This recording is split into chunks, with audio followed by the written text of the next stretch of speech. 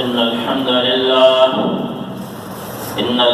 لله نحمده ونستعينه ونستغفره ونعوذ بالله من شرور أنفسنا ومن سيئات أعمالنا من يهده الله فلا مضل له ومن يضلل فلا هادي له وأشهد أن لا إله إلا الله وحده لا شريك له وأشهد أن محمدا عبده ورسوله صلى الله عليه وسلم أما بعد فأعوذ بالله من الشيطان الرجيم يا أيها الذين آمنوا اتقوا الله حق تقاته ولا تموتن إلا وخلق منها زوجها وبث منهما رجالا كثيرا ونساء واتقوا الله الذي تساءلون به والأرحام إن الله كان عليكم رقيبا يا أيها الذين آمنوا اتقوا الله وقولوا قولا سديدا يصلح لكم أعمالكم ويغفر لكم ذنوبكم ومن يطع الله ورسوله فقد فاز فوزا عظيما أما بعد فإن خير الحديث كتاب الله وخير الهدي هدي محمد صلى الله عليه وسلم وشر الأمور محدثاتها وكل محدثة بدعة وكل بدعة ضلالة وكل ضلالة في النار وما أموالكم ولا أولادكم بالتي تقربكم عندنا زلفى إلا من آمن وعمل صالحا فأولئك لهم جزاء الضعف بما عملوا وهم في الغرفات آمنون. صحیح بخاری میں حدیث ہے، کتاب التیمم میں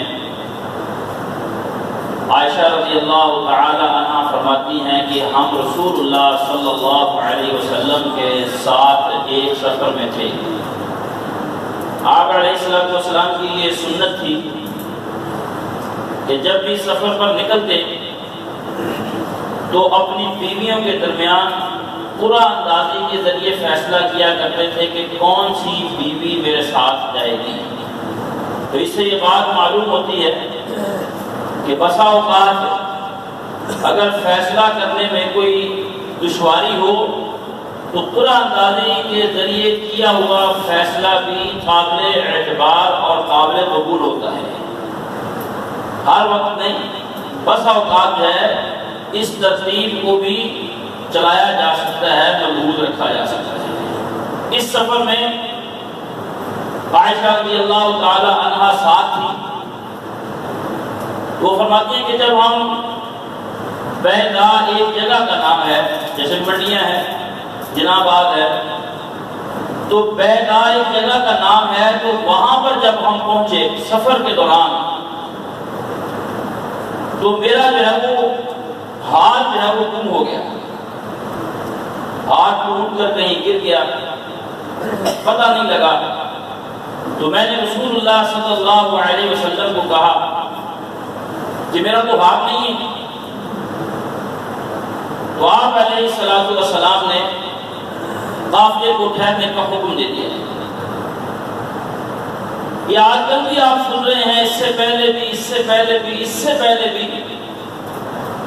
مختلف جو ہے وہ اوقات میں اسلام اور اہل اسلام کے خلاف جو باتیں کی جاتی ہیں ان میں ایک بات یہ ہے کہ اسلام خواتین کے حقوق کی بالکل بات نہیں کرتا. ابھی افغانستان کے اندر بھی جو ہی جو ہے یہ فتح ہوئی ہے تو جو بہت ساری سازشیں اور گھنونے منصوبے جو دن بدن سامنے آ رہے ہیں، دنیا کفر کو یہ اسلام کی اور اہل اسلام کی شان و شوکت ہضم نہیں ہو رہی. ایک بات وہ یہ بھی کر رہے ہیں کہ افغانستان کے اندر تو خواتین کی کوئی بات ہی نہیں. یہ بات بالکل غلط ہے. اس بات کو ذہن نشین کر لیں کہ دنیا کے زندہ مذاہب میں، چاہے وہ آسمانی ہے یا غیر آسمانی، یہود و نصارہ کا جو مذہب ہے یہ آسمانی ہے. ہندو، بدھ مت، سکھ یہ غیر آسمانی مذہب ہیں. کوئی بھی مذہب ہو، جتنی بات عورت کے حقوق کی، اس کی عزت کی اسلام نے کی ہے کسی مذہب نے نہیں کی. اس کو ماں کا درجہ دیا ہے، بیوی کا درجہ دیا ہے، بہن اور بیٹی کا درجہ دیا ہے، پھوپھی اور خالہ کا درجہ دیا ہے. اس کے قدموں کے تلے جو ہے وہ جنت رکھ کے اور اس کو گھر کی جو ہے وہ ملکہ بنا کے بازاروں کے اندر رسوا نہیں کیا. مرد کے ساتھ کھڑے ہو کر کام کرنے کی بجائے ان کو کہا ہے وَقَرْنَ فِي بُيُوتِكُنَّ، تمہارا مسکن تمہارا گھر ہے، تمہاری ذمہ داری یہ ہے تم گھر کو سنبھالو، گھروں میں ٹھہری رہو اور زیب و زینت وہ اختیار نہیں کرنی جو جاہلیت کے اندر اختیار کی جاتی تھی فخر کے لیے، ایک دوسرے کو جو ہے وہ نیچا دکھانے کے لیے. اس طرح کا کوئی بناؤ سنگار نہیں کرتا. تو یہاں پہ بھی آپ دیکھیں کہ اللہ کے رسول علیہ السلام کو آپ کی زوجہ محترمہ نے یہ کہا کہ میرا ہاتھ نہیں ہے، تو آپ علیہ السلام نے قافلے کو روکا. ایک مثال اور دے کے بعد آگے چلا رہا ہوں. رسول اللہ صلی اللہ علیہ وسلم جب حج سے واپس جا رہے تھے تو سیدہ عائشہ رضی اللہ تعالی عنہا نے ہی کہا تھا کہ سب لوگ تو حج عمرہ کر کے جا رہے ہیں، یعنی لوگوں نے حج بھی کیا ہے اور عمرہ بھی کیا ہے. چونکہ جب ہم یہاں پہنچے تو اس وقت میں اپنی ماہواری کے ایام میں تھی، میں مسجد میں نہیں جا سکتی تھی، لہذا میں نے عمرہ نہیں کیا، صرف حج کر کے واپس جا رہی ہوں. تو لوگ دو چیزیں کر کے جا رہے ہیں، میری ایک ہے. آپ علیہ السلام نے اس مقام پر بھی جس کو تنعیم کہا جاتا ہے، جہاں پہ آج مسجد عائشہ رضی اللہ تعالی عنہا تعمیر ہوئی ہے، اس جگہ پہ پورے قافلے کو ٹھہرایا، کھڑا کیا، روک دیا اور عبد الرحمن رضی اللہ تعالی عنہ جو بھائی تھے سیدہ عائشہ رضی اللہ عنہا کے، ان کو کہا اپنی بہن کو لے جاؤ اور عمرہ کروا کے لے آؤ، ہم یہاں پہ آپ کے منتظر ہیں. اس سے بڑھ کر عورت کی شان، حسمت اور عزت کسی جگہ پر نہیں ہے. یہ صرف اس طرح کی حقوق نسواں کی بات کر کے بے حیائی، بدکاری، ذلت و رسوائی، شرمندگی، لڑکی ماں باپ سے باہر ہو جائے اور اس سفید ریش جو ہے وہ باپ اس کے لیے بے عزتی کا سبب بنے. اس طرح کے جو ہے وہ منظر بنانا چاہتے ہیں، اس کے لیے وہ بہت کوشش کرتے ہیں اور بڑا پیسہ خرچ کرتے ہیں. ورنہ آزادی مطلب بے حیائی کا نام ہے، بے غیرتی کا نام ہے، ننگے ہونے کا نام ہے، اپنے آپ کو جو ہے وہ نیم اڑیاں لباس پہن کے مردوں کی ہوس کا نشانہ بننے کا نام ہے. بالکل نہیں. اسلام حیا، دین، اخلاق، علاقائی غیرت، قبائل کے لوگ بھی اس کو پسند نہیں کرتے اور اس کو جو ہے وہ اچھا نہیں سمجھتے. اور اس کے لیے آپ نے دیکھا کہ حتیٰ کہ اللہ کے خلاف، اللہ کے نبی کے خلاف، اسلام کے خلاف اور باقی یہ مطلب پی ایم اور سی ایم یہ تو چھوٹی چھوٹی چیزیں ہیں، اللہ کے خلاف نعرے لگائے ہیں بدبختوں نے، نبی کے خلاف نعرے لگائے ہیں، اسلام کے خلاف نعرے لگائے ہیں کہ اسلام بھی سن لے آزادی، اللہ بھی سن لے آزادی، محمد بھی سن لے آزادی. نعوذ باللہ. کس چیز کی آزادی؟ یعنی ننگے ہو کے پھرنے کی. جبکہ اللہ کے رسول علیہ السلام نے یہ فرما دیا تھا الحیاء خیر کل، سارے کی ساری جو خیر ہے وہ حیا کے اندر قائم ہے. کیا مطلب؟ جب کسی قوم سے حیا کا جنازہ نکلتا ہے اس سے جو ہے وہ مکمل خیر کا جنازہ نکل جاتا ہے۔ اور آپ علیہ السلام نے فرمایا، صحیح مسلم اور بخاری میں حدیث ہے، ان مما ادرک الناس من کلام النبوۃ الاولى اذا لم تستحی فاصنع ما شئت۔ اگر آپ یہ سمجھنا چاہیں کہ پچھلی تمام امتوں میں اخلاقیات کے اعتبار سے مشترکہ بات کیا تھی، تمام نبوتوں میں تمام انبیاء علیہ السلام بنیادی اور اجتماعی جو باتیں کرتے رہے، ان میں ایک بات یہ تھی کہ جب آپ میں حیا نہ رہے تو آپ سے کسی بھی قسم کے کام کی توقع کی جا سکتی ہے، آپ کچھ بھی کر سکتے ہیں۔ جب بندے میں حیا نہ رہے، کہتے اس کو چھوڑو، اس میں بھی حیا نہیں، یہ بڑے چھوٹے کو نہیں سمجھتا، یہ ماں باپ کو نہیں سمجھتا، یہ جو ہے وہ استاد امیر اور یہ سفید کالے والوں کو نہیں سمجھتا، یہ بدتمیز ہے۔ وہ اصل میں حیا ایک پردہ ہے جو چاک ہو چکا ہوتا ہے، پھٹ جاتا ہے، ہچکچاہٹ ختم ہو جاتی ہے۔ وہ اللہ کے رسول صلی اللہ علیہ وسلم نے روک لیا قافلے کو، کہا رکو، رک گیا قافلہ۔ بی بی عائشہ رضی اللہ تعالی عنہا، آپ صلی اللہ علیہ وسلم کو نیند آ گئی، صحیح بخاری کی حدیث ہے، حدیث کو پڑھو انشاءاللہ مایوسیاں ختم ہوں گی۔ نیند آ گئی تو کہتی ہیں کہ رسول اللہ صلی اللہ علیہ وسلم نے میری ٹانگ کے اوپر، یعنی میری جو ہے وہ ڈان کے اوپر، پٹ کے اوپر اپنا سر رکھا ہوا تھا اور آپ کو نیند آ گئی اور آپ سو گئے۔ تو عائشہ رضی اللہ تعالی عنہا اپنے آپ کو انتہائی ادب کے ساتھ اور سکون کے ساتھ بٹھائے ہوئی تھی، کہیں میری کسی حرکت کی وجہ سے نبی کریم صلی اللہ علیہ وسلم کی نیند خراب نہ ہو جائے، آپ کی آنکھ نہ کھل جائے۔ کتنا خیال ہے اپنے شوہر کا، نبی ہونے کے اعتبار سے بھی، لیکن اس میں شوہر کی بات بھی ہے کہ شوہر ہونے کے لحاظ سے کتنا لحاظ ہے۔ آج شوہر بیوی ہے اور بیوی پتہ نہیں کیا ہے، شوہر جو ہے وہ بیوی ہے۔ جن گھروں میں رشتہ داری میں، معاملات میں، خوشی غمی میں، لین دین میں عورتوں کی حکومت ہے، وہ عورت کبھی بھی اپنے شوہر کی حقیقی اور سچی محبت نہیں پا سکتی کہ وہ بیوی بن کے نہیں، کبھی وہ ماں کے روپ میں ہے، کبھی وہ ملکہ کے روپ میں ہے، کبھی وہ بادشاہ کے روپ میں ہے، وہ بیوی نہیں ہے۔ اگر عورت اپنی اوقات پہ رہے تو وہ اپنے شوہر کے دل کے آخری کھانے کی محبت کی مستحق ہے۔ آپ کو پتہ ہے کہ آج کل جو ہے وہ بیوی کے ساتھ محبت نہیں ہے، ڈر ہے، ناراض نہ ہو جائے، بچوں کو مارے گی، کھانا نہیں بنائے گی، یہ کرے گی، کچھ بھی نہ ہوگا تو سر پہ کپڑا باندھ کے لیٹ جائے گی کہ میرے ساتھ یہ ہے، میرے ساتھ وہ ہے، میرے ساتھ ایسا ہے، میرے ساتھ ویسا ہے، جو کہ ہر گھر میں مسئلہ ہے۔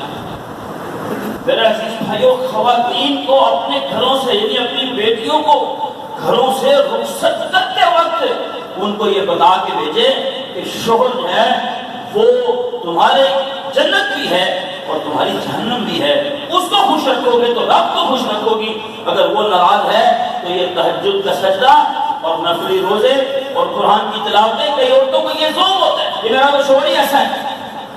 حالانکہ حدیث میں لفظ کیا ہے، آپ علیہ السلام نے معراج سے واپس آ کر یہ کہا تھا، فرمایا میں نے جنت کو بھی دیکھا اور جہنم کو بھی دیکھا۔ تفصیل حدیث لمبی ہے، میں صرف اپنی بات کو بیان کرنا چاہتا ہوں۔ میں نے عورتوں کو کہہ رہے ہیں، عورتوں کو ہی فرما رہے تھے کہ میں نے عورتوں کو جہنم کے اندر زیادہ دیکھا۔ تو انہوں نے کہا اس کی وجہ کیا ہے؟ تو آپ علیہ السلام نے فرمایا تکثرن اللعن وتکفرن العشیر، تمہارے اندر دو بہت بری خصلتیں ہیں، بہت بری عادتیں تمہارے اندر پائی جاتی ہیں۔ نمبر ایک، لان تان بہت کرتی ہوں، عیب بہت نکالتی ہوں، کہیں رشتہ دیکھنے کے لیے چلی جائے، بچے کا یا بتیجے کا یا بھانجے کا یا کوئی لے جائے، رشتہ آپ نے نہیں کرنا تو نہ کرے۔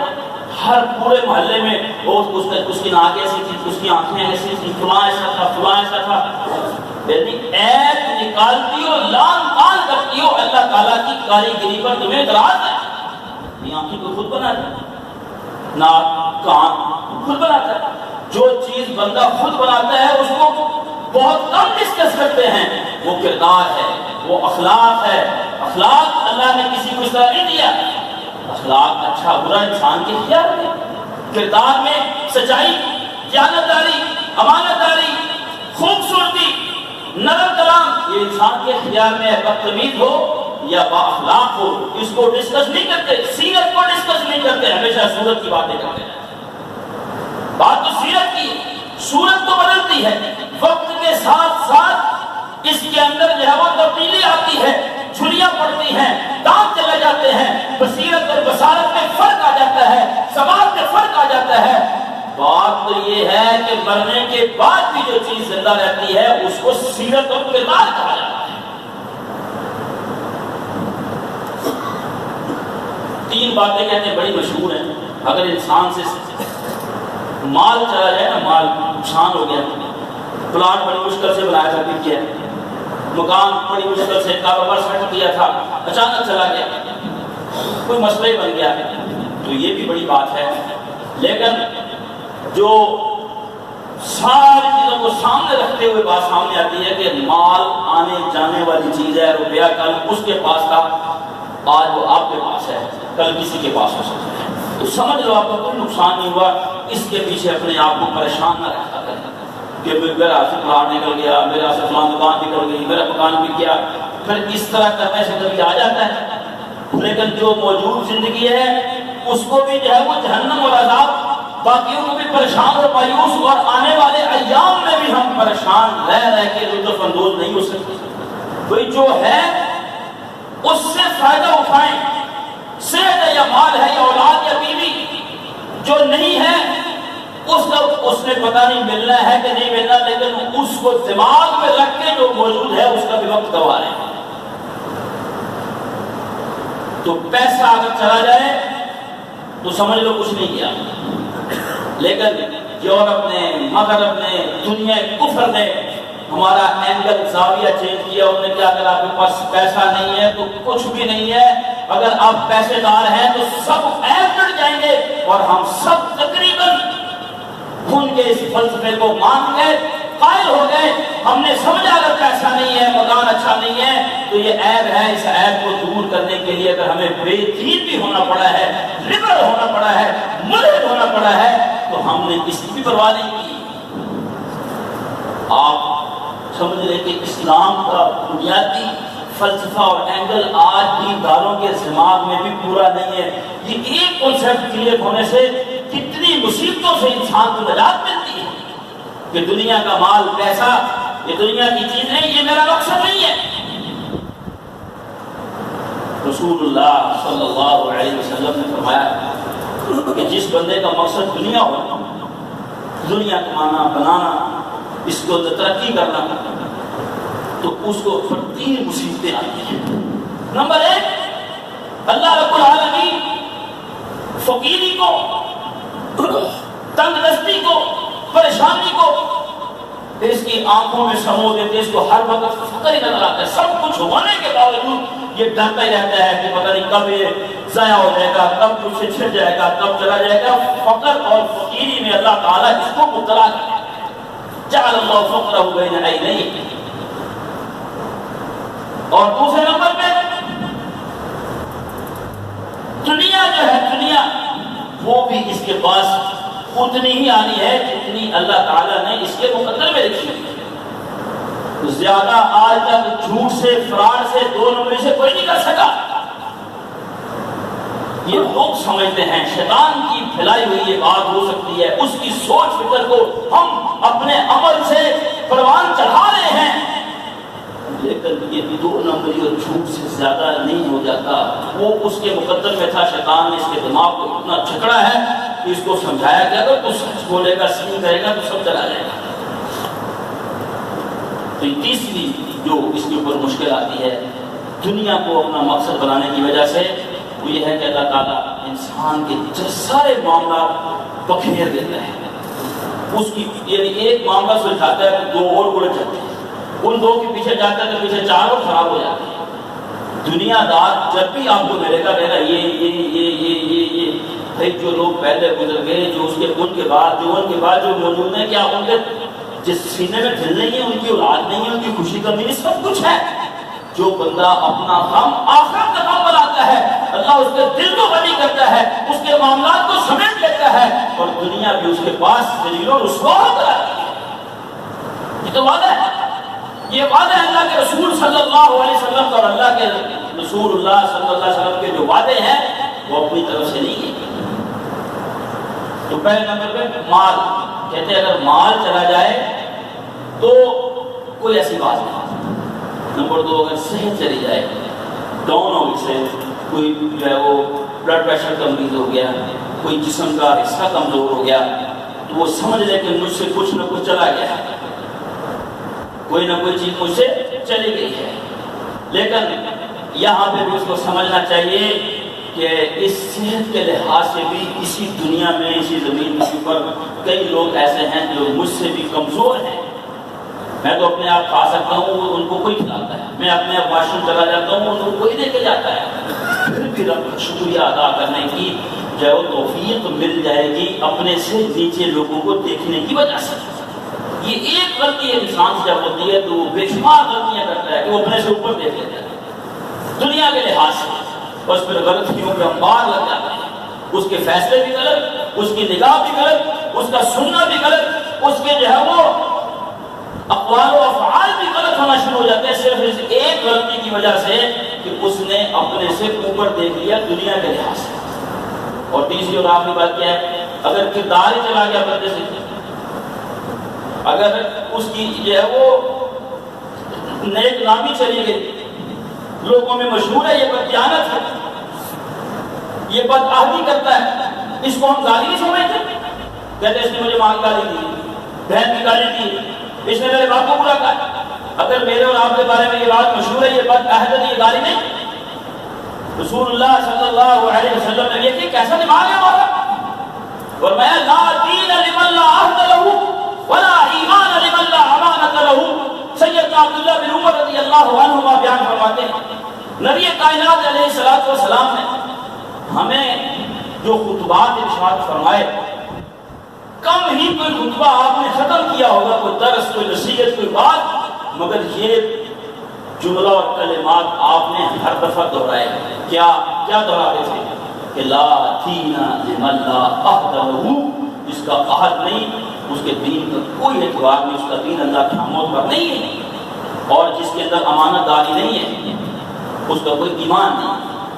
اگر میرے بارے میں یہ بات مشہور ہے، آپ کے بارے میں مشہور ہے، کسی کے بارے میں مشہور ہے کہ یہ بندہ وعدہ پورا نہیں کرتا ہے، یہ امانت میں خیانت کرتا ہے، اس کو اگر میں اپنے لیے عیب اور گالی نہیں سمجھ رہا تو میں سمجھوں کہ میں کہاں کھڑا ہوں؟ تو میرا عزیز بھائیو، یہ تین باتیں۔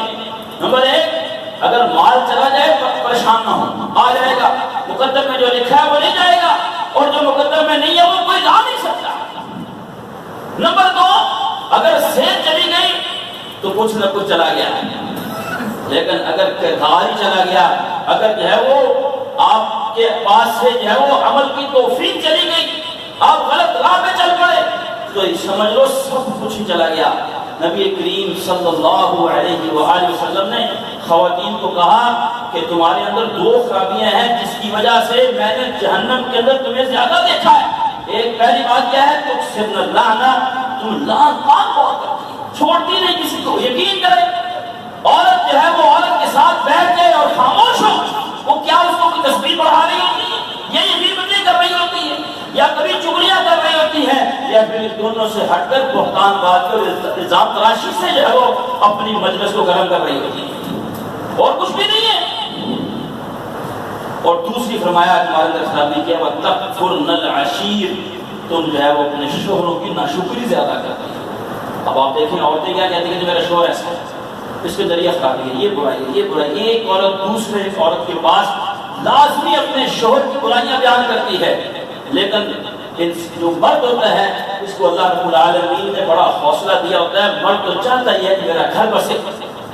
ہم نے جتنے بھی فیصلے سنے اور دیکھے ہیں، طلاق کے مسئلے لکھے ہیں، اس میں زیادہ تر عورتوں کا قصور، وہ چپ نہیں ہوتی، شکر گزاری اس میں نہیں ہوتی، وہ خامد کی عزت نہیں کرتی، اس کے آنے کے اوپر جو ہے وہ ایسے جملے اور کلمات نہیں کہہ سکتی جس سے اس کی سارے دن کی تھکن اور تھکاوٹ دور ہو جائے، بلکہ کبھی چٹ دے گی، کبھی بچوں کا مسئلہ بیان کرے، بیٹھنے تو دو اس کو، وہ پلمبر نہیں ہے، وہ الیکٹریشین نہیں ہے، گھر میں آئے شوہر سفر سے، جب جا رہے تھے تو بچہ بیمار تھا، صحیح مسلم کی حدیث ہے، واپس آئے بچہ فوت ہو گیا، اسی دن فوت ہو گیا، کیا کمال عورت تھی، شوہر کو کچھ بھی نہیں بتایا، صرف اس نے پوچھا بچہ کا سکون میں، اچھا اگر وہ اس کو آتے بتاتی روتی ہے اور کیا اس کے سامنے دھاڑتی چنگارتی تو کیا اسے زندہ ہو جاتا؟ یہ تربیت تھی، اس نے کچھ بھی نہیں بتایا، بچہ بہت ہو گیا، کہا بچہ کہاں ہے، کیا حال ہے، کہا سکون میں، رات گزاری، شوہر سفر سے آیا تھا، صبح اس نے بڑے طریقے سے جو ہے وہ اطلاع دی، کہا یہ بتاؤ اگر کوئی کسی کو امانت دے اور پھر وہ مانگے تو کیا کرنا چاہیے، گال اٹھا دینی چاہیے، سبحان اللہ، کیا خوبصورت پیارا طریقہ، اپنے بچے کی وفات کی اطلاع دینے کا کیا خوبصورت نرالا انداز چنا اس خاتون نے، اور یہ خواتین کے لیے قیامت تک آنے والی عورتوں کے لیے اپنے گھروں کو بسانے کے لیے، جنت بنانے کے لیے، بہترین کرنے کے لیے ایک جو ہے وہ کامیاب آشیانہ بنانے کے لیے اسوہ ہے کہ اپنے شوہر کی کا احترام رکھیں، اس کے سکون کا خیال رکھیں۔ وہ بتا یہ پچھلے دنوں کی عید سے پہلے کی بات ہے، جب گھر جاتا ہے کہتے ہیں یہ کپڑے نہیں بچوں میں، بھئی اگر اس کے پاس پیسے نہیں ہیں، کورونا کے حالات ایسے تھے، سیلری اس کو نہیں ملی، تم چپ ہو جاؤ، پرانے کپڑے پہن لو، کیا ہو جائے گا؟ وہ چل ایسے چلتا رہا، پھر اس نے جائے خودکشی کی، پھر ساری دنیا رو رہی ہے، کبھی بل کے خودکشی ہو رہی ہے۔ اگر بل زیادہ گھر کا آ رہا ہے، حکومتوں کے بھی مسائل ہیں، لیکن گھروں کے اندر خواتین کفایت شعاری کے ساتھ اپنے شوہر کی مدد کر سکتی ہے۔ کوئی امانت دے تو مانگے تو کیا کرنا چاہیے، واپس کر دینی چاہیے۔ کہا اس طرح ہوا ہے، اللہ تعالیٰ نے جو امانت دیا تھا، امانت تھی نا، کہاں اللہ نے واپس لے لی، اللہ اکبر، سکون ہو گیا، کوئی بات ہی نہیں کی۔ نبی کریم صلی اللہ علیہ وسلم کو جا کے اپنی بیوی کا یہ خوبصورت جو ہے وہ قصہ سنایا، کہا اللہ تمہاری رات کو بابرکت بنائے، اللہ نے ان کو پھر اولاد کثیر دی۔ فرمایا تم تکفرن العشیر، تم دو کام بہت کرتی ہو جس کی وجہ سے میں نے تمہیں جہنم میں بہت دیکھا ہے۔ تو عورتیں کیا کرتی ہیں، عورتوں کے پاس اپنے شوہروں کی برائیاں بیان کرنے کے لیے بہت کچھ ہوتا ہے، جبکہ مرد جو ہے وہ اس بات کو پسند کرتا ہے کہ میرا گھر بسے۔ وہ اپنی بیوی کے بارے میں گھر سے چاہے چھٹے کھا کے گیا ہو، وہاں جا کے کہتے ہیں میری بیوی بہت اچھی ہے، اس کو چاہے اپنے گھر میں مشکل سے روٹی ملتی ہو۔ ایک بھائی والا بات سنا رہا کہتا ہے جب بیوی بہت غصے میں ہوتی ہے مجھے پتا ہوتا ہے تو میں جاتے کہتا ہوں پانی گرم رکھو، پانی گرم رکھو۔ اچھا پھر کیا، وہ پوچھتی کیا کرنا ہے پانی گرم، کہتا آج برتن میں دھونے میں اس کا منہ ٹھیک کرتا ہوں۔ چلو کبھی شوہر بھی ایسی بات کرے، لیکن بیوی کو ماں نہیں بننا چاہیے، بیوی کو جو ہے وہ ملکہ سلام نہیں بننا چاہیے، بلکہ اس کو چاہیے کہ اپنی اوقات میں رہے، تو اسلام نے اس کو دی ہے۔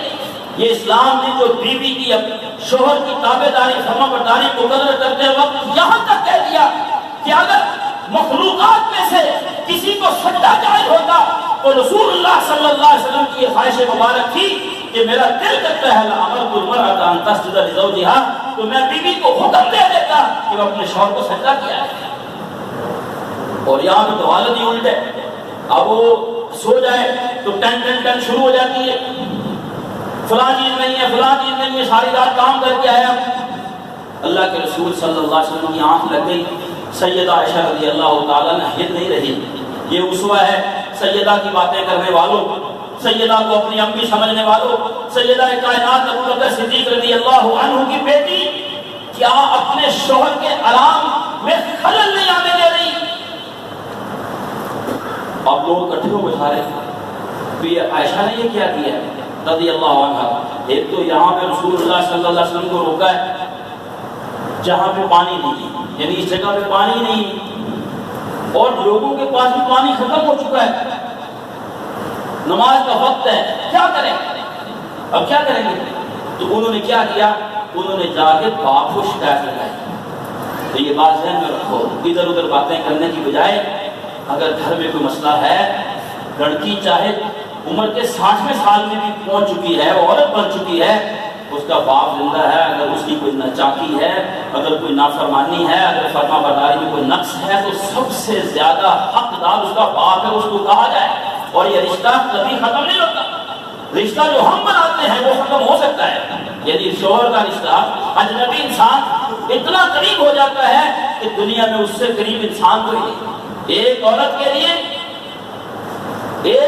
لیے سب سے زیادہ عزت کے لائق اس کا شوہر ہے، اور ایک مرد کے لیے سب سے زیادہ عزت کے لائق اس کی ماں ہوتی ہے۔ یہ نہیں کہ بس جو ہے وہ بیوی مل گئی اور بس کوئی رشتہ یاد نہیں رہا، حتیٰ کہ وہ والدہ بھی یاد نہیں رہی جس نے جو ہے وہ دین جو ہے وہ سخت مراحل گزارے ہوتے ہیں۔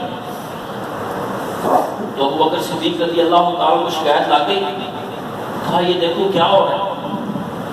تو ان کو یہ بات کھا گئی، اچھی نہیں لگی نا۔ یہ سمجھدار لوگ یہی کہتے ہیں کہ اگر اولاد کی شکایت آئے، اگلے بندے سے الجھنے کی بجائے، اگلے بندے کو ساتھ بحث کرنے کی بجائے، سوال و جواب کرنے کی بجائے، اپنے بچے کو آرام سے گھر میں لاؤ، اس کو سمجھاؤ، یہ اس کے لیے تمہارے لیے بہتر ہے۔ جھگڑے کو ختم کرنے کے لیے، دشمنی کو جو ہے وہ ختم کرنے کے لیے اس سے سنہری اصول کوئی نہیں۔ اگر آپ بحث کریں گے، اگر آپ اپنے بیٹے اور بچے کے سر پہ کھڑے ہوں گے تو کل کو وہ اس سے بڑی خرابی کرے گا، ہو سکتا ہے پھر آپ سنبھال نہ سکیں۔ تو ابو بکر صدیق رضی اللہ تعالیٰ کہتی ہیں آئے، تو انہوں نے آگے دیکھا کہ رسول اللہ صلی اللہ علیہ وسلم سوئے ہوئے تھے۔ انہوں نے مجھے کہا کہ یہ کیا کیا؟ عائشہ رضی اللہ تعالیٰ عنہ فرماتی ہیں، اور ساتھ جو ہے وہ میری جو نا یہ پسلی کے اندر نا ایسے موقع سا بنایا، حدیث میں لفظ آتے ہیں کہ ایسے موقع بنایا اور ایسے کچے مارنے لگے کہ انہوں نے کیا کیا؟ میری جو ہے انہوں نے فی خاصرتی، میری پسلی کے اندر جو ہے وہ کچے لگ رہی ہیں۔ بیٹی شادی کے بعد بھی اگر اس کی شکایت آ جاتی ہے تو بسا اوقات شوہر کو پوچھے بغیر بھی اس کا باپ اس کو ڈانٹ سکتا ہے، اس کو ڈانٹے سمجھائے۔ لوگ تو یہی کہا کرتے تھے، اس میں تھوڑا سا مبالغہ ہے لیکن پھر بھی یہ بات ٹھیک ہے۔ اپنی بیٹیوں کو جب پیارتے تھے تو کہتے تھے خوشی سے بیٹا جب مرضی آؤ، ناراض ہو کے ہمارے گھر کا دروازہ تمہارے لیے بند ہے۔ اس گھر سے خوشی سے آنا، ناراض ہو کے نہیں آنا، اس گھر سے تمہارا جنازہ اٹھنا چاہیے۔ اس طرح گھر بسا کرتے تھے۔ آج تو طلاق کی شرح اتنی زیادہ بڑھ گئی، کچھ باقی مسائل بھی ہیں اور کچھ یہ ہے کہ پیچھے سے پوری پشت پلائی ہوتی ہے کہ میری بیٹی تو ٹھیک ہے، اس نے تو کبھی کچھ کیا ہی نہیں، کہا ہی نہیں، یہ تو گھر میں یہ تھی وہ تھی۔ ابو بکر صدیق رضی اللہ تعالیٰ عنہ نے لوگوں کی بات سنی، اور رسول اللہ صلی اللہ علیہ وسلم ان کے شوہر ہیں سیدہ عائشہ کے، ان سے پوچھے بغیر جا کے اپنی بیٹی کو سمجھانا اور نصیحت کرنا اور ڈانٹنا شروع کیا، کہا مجھے ڈانٹا، اور جو اللہ نے چاہا انہوں نے مجھے کہا، جو اللہ نے چاہا، لفظ حدیث کے یہ ہیں، یہ بھی مجھے کہا۔ وہ مجھے ایسے ایسے مار رہے تھے لیکن میں ہل نہیں رہی تھی۔ کیوں نہیں ہل رہی تھی؟ اس لیے نہیں ہل رہی تھی کہیں ایسا نہ ہو کہ نبی کائنات صلی اللہ علیہ وسلم کی نیند خراب ہو جائے۔ میں ہل نہیں رہی تھی، حتیٰ کہ جو ہے وہ رسول اللہ صلی اللہ علیہ وسلم اپنی نیند سے خود بیدار ہوئے تو یہ واقعہ آپ کے سامنے پیش ہوا کہ پانی نہیں ہے، لوگوں کے پاس بھی پانی نہیں ہے، اور جو ہے وہ آپ اس جگہ پر رکے ہوئے ہیں، یہ سارا مسئلہ ہے۔ تو رسول اللہ صلی اللہ علیہ وسلم کے اوپر اسی وقت اس سفر میں آیت تیمم نازل ہو گئی، فَإِلَمْ تَجِدُوا مَاءً فَتَيَمَّمُوا صَعِيدًا طَيِّبًا۔ پانی اگر نہیں ملتا یا پانی ہے، آگے اس کے اور احکامات بھی آگے، لیکن استعمال کرنے سے بندہ بیمار ہو سکتا ہے، یا بیمار آلریڈی بیمار ہے اس کی بیماری بڑھ سکتی ہے، یا بیمار ہے پانی استعمال کرنے سے اس کی موت واقع ہو سکتی ہے۔ آپ نصیحت کر سکتے ہیں لیکن بدگمانی نہ کریں۔ ایک بندہ اگر بیٹھ کے نماز پڑھ رہا ہے نا، آپ اس کو نصیحت کرتے ہیں بھائی کرسی کے اوپر آپ بیٹھ کے نماز پڑھتے ہیں، آپ کی مجبوری ہے، ہمیں کیا پتا کون کتنا مجبور ہے، لیکن کھڑے ہونا فرض ہے نماز میں، بیٹھنا نہیں چاہیے. تھوڑا سا مسئلہ تو کہتے لے آؤ کرسی، یہ جائز نہیں ہے. اور بس اوقات انسان تھوڑی سی بھی کرتا ہے تو پھر اس کے اوپر زیادہ سستی چھا جاتی ہے. ایک مسئلے میں گئے تو میں نے ان کو یہ کہا کہ بھئی آپ جو بندہ بیٹھ کے نماز پڑھ رہا ہے، پہلے تو وہ کھڑا ہو کے پڑھتا تھا، سجدہ بھی کرتا تھا زمین پر، تو اگر آج اس کی کمر کا مسئلہ ہے کہ وہ رکوع نہیں کر سکتا. کئی لوگ ایسے ہوتے ہیں کہ وہ کھڑے تو ہو سکتے ہیں نا، کھڑے ہو کے وہ سب کچھ کرتے ہیں، لیکن وہ رکوع نہیں کر سکتے، زمین پہ سجدہ نہیں کر سکتے. تو کم از کم ان کو اتنا کھڑا ہو جانا چاہیے. قیام کھڑے ہو کے کریں، رکوع میں بیٹھتے ہیں چیئر پہ. یہ نہیں ہے کہ بس میں اگر سجدہ نہیں کر سکتا، رکوع نہیں کر سکتا تو اب میں نے بیٹھ کے قیام کرنا ہے. قیام تو کر سکتے ہو صاحب، تو قیام کرو، لیکن پھر بھی ہم نے کسی کے اوپر بدگمانی نہیں کرنی. ہاں اگر کوئی بندہ بیٹھ کے نماز پڑھ رہا ہے، مسئلہ اس کو بتا رہے. اس طرح اگر بندہ ایک بندہ نہا رہا ہے پانی سے اور ایک بندہ پانی سے جو ہے وضو بھی نہیں کر پا رہا، تو آپ اس کو نصیحت کر سکتے ہیں بدگمانی نہ کریں. تو آیت تیمم نازل ہو گئی کہ اگر پانی نہ ملے تو تیمم کر لیا کرو. تو لوگوں نے تیمم کیا، نماز ہو گئی. اسید بن حضیر رضی اللہ تعالیٰ عنہ وہ آئے اور ابو بکر صدیق رضی اللہ تعالیٰ عنہ کو کہتے ہیں ابو بکر، اے ابو بکر کی آل اولاد، فیملی، خاندان، یہ کوئی پہلا انعام ہے، یعنی یہ تیمم جو ہے یہ امت کو جو تحفہ ملا ہے، یہ آل ابی بکر کا سمجھو ایک ہے وہ صدقہ جاریہ ہے. کیا مطلب کہ سیدہ کا ہار گم ہونا تھا اور انہوں نے رسول اللہ صلی اللہ علیہ وسلم کو درخواست کرنی تھی، آپ نے قافلے کو روکنا تھا، ہار ڈھونڈتے رہے، ہار نہیں ملا، نماز کا ٹائم ہو گیا تو پانی نہیں ہے، لوگوں کے پاس بھی نہیں تھا. تو تیمم کی آیت نازل ہو گئی، فرمایا کہ یہ کوئی پہلا انعام نہیں ہے جو امت کو، لوگوں کو آپ کی وجہ سے ملا ہے، بلکہ اس سے پہلے بھی کئی ایک ایسے انعامات ہیں جن کے ملنے کا سبب آپ کا خاندان ہے. ماہیہ بأول نعمت یا آل ابی بکر، اے ابو بکر کے خاندان، مبارک ہو تم کو کہ تمہاری وجہ سے امت کو آسانی ملتی ہیں، ان کے لیے سہولتیں آتی ہیں. ورنہ دیکھنے کو تو بڑی مشکل تھی نا کہ نماز کا ٹائم، پانی لوگوں کے پاس نہیں، اس جگہ پر پانی نہیں، مشکل ہے. لیکن اللہ نے اس مشکل کو کیسے تعبور کیا، قیامت تک آنے والے انسانوں کے لیے ایک قاعدہ کلیہ بنا دیا کہ اگر پانی نہ ملے تو تیمم کر لیا کرو. تیمم کرنے کا طریقہ کیا ہے؟ کچھ لوگوں کو تیمم، ویسے تو کچھ بھی ہم نے نہیں سیکھا نا، باقاعدہ سب کچھ سیکھا ہے. نہیں سیکھا تو رب کا دین نہیں سیکھا. وہ کیوں نہیں سیکھا؟ وہ اس لیے سیکھا کہ ہم سمجھتے ہیں کہ ہمارے لیے اہم نہیں ہے، اور جو ہمارے لیے اہم نہیں ہے وہ ہم نے سیکھا، وقت دیا، اس کے لیے جان ماری، سفر کیے. لوگ اپنے بچوں کو اسکول پڑھانے کے لیے، کالج پڑھانے کے لیے ہجرتیں کرتے ہیں، لندن چلے جاتے ہیں، امریکہ جا کے بیٹھ جاتے ہیں، ایک جگہ سے دوسری جگہ پہ آ کے رینٹ پہ اپنا جو ہے مکان لیتے ہیں کہ بچے پڑھ جائیں. کیا پڑھ جائیں؟ ڈاکٹر انجینئر، میں اس کے خلاف نہیں ہوں، وہ کم از کم اس کو یہ تعارف کرو تم دنیا میں آئے کس لیے ہو. جیسے ہم نے دین کو نہ سیکھا، نہ سمجھا، نہ اس کو اہم سمجھا، یہی والا کانسیپٹ ہم اپنی اولادوں کو دے کے چلے گئے، وہ آگے اپنی اولادوں کو دے رہے ہیں. تو کیا چیز پروموٹ ہو رہی ہے کہ بس جتنا تھوڑا بہت ٹچ ہے رکھو، اصل تمہاری یہ ہے. ہم اپنے رویے سے بتاتے ہیں. بہرحال دین سیکھو، دین سیکھے بغیر نہیں آتا. طلب رکھو اپنے دلوں میں کہ میں نے دین سیکھنا ہے، اس کی طلب ہونی چاہیے. جیسے پیاس لگے تو پانی چاہیے، بھوک لگے تو روٹی چاہیے. میں نے زندگی گزارنی ہے، میں نے سونا بھی ہے، جاگنا بھی ہے، خوشی بھی ہے، معاملات بھی ہے، معیشت بھی ہے، معاشرت بھی ہے، اقتصادیات بھی ہے، محبت بھی ہے، نفرت بھی ہے. یہ کس نے سکھانا ہے؟ یہ اسلام نے سکھانا ہے، یہ پیغمبر اسلام نے سکھانا ہے. تو آپ علیہ الصلوۃ والسلام نے تیمم کا طریقہ یہ بتایا ہے کہ آپ آرام سے، اگر آپ آج تک تو ویسے تیمم پیک بھی مل جاتے ہیں، بس اوقات ہسپتالوں میں جاتے ہیں نا، جرأت سے بات کیا کرو. بندہ مریض پڑا، جتنا بھی مریض ہے، اللہ سے بڑھ کر اپنے بندوں کے ساتھ کوئی مہربانی دوسرا درجہ محمد رسول اللہ صلی اللہ علیہ وسلم کا ہے. سب سے مہربان بندوں کے ساتھ کون ہے؟ اللہ رب العالمین. اس کے بعد اللہ تعالیٰ تو خالق ہے، مخلوق میں سب سے مہربان کون ہے؟ محمد رسول اللہ صلی اللہ علیہ وسلم. پھر ان کے بعد کون ہے اس پوری امت میں؟ ابو بکر صدیق رضی اللہ عنہ۔ تو انہوں نے تو ہر حال میں بندگی کا اظہار کرنے کا طریقہ بھی سکھایا اور حکم بھی دیا کہ کھڑے ہو کے، بیٹھ کے، لیٹ کے، اشارے سے کچھ بھی نہیں کر سکتے، دل سے تو بندگی کا اظہار کرو، میں تیرا بندہ ہوں اور سجدہ کر رہا ہوں، رکوع کر رہا ہوں۔ سوچ فکر جب تک قائم ہے بندگی جانی نہیں چاہیے۔